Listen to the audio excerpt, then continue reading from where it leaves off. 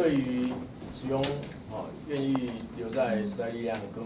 大家一起来努力，一起来打拼我对他表示非常的感谢。那我也要对他说声抱歉。在我接任党主席这几个月来，虽然我努力的去，就是说寻找各种的这个沟通跟对话，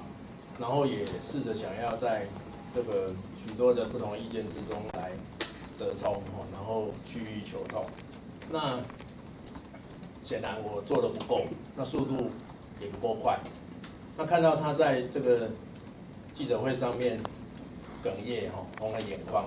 其实我是相当的不舍，因为他从2013年以来，他就是我的当事人，他就是跟我在红岸一起并肩作战，我们一起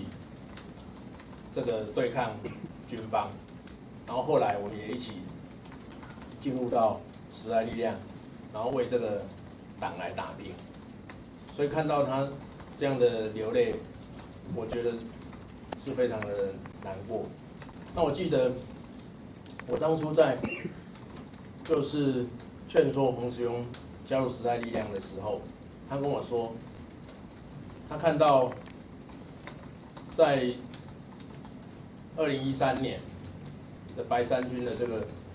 运动的时候，有25万的年轻人站出来，为了一个不认识的人，他觉得非常的感动。尤其是我跟他在那一场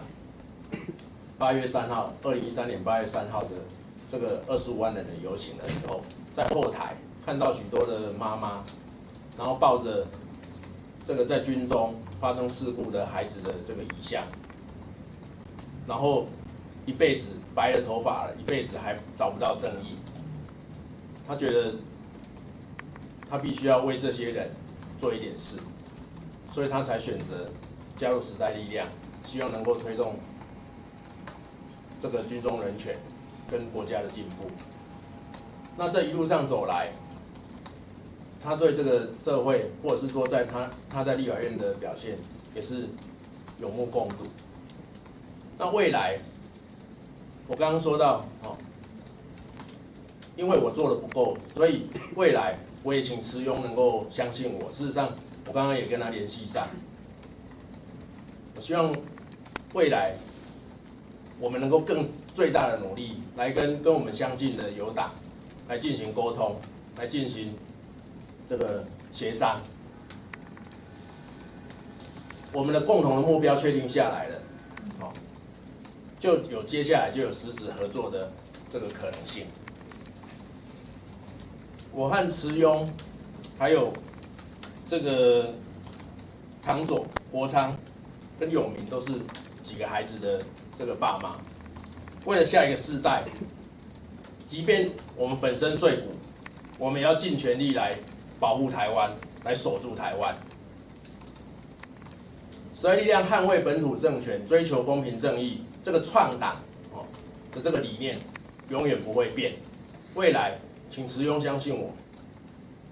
请大家相信我们，跟我们秘书长孟秀，还有我们党内的这些同仁，我们每天都是为了这样的目标在奋战不懈。团结的路上，我们一起来努力。谢谢大家。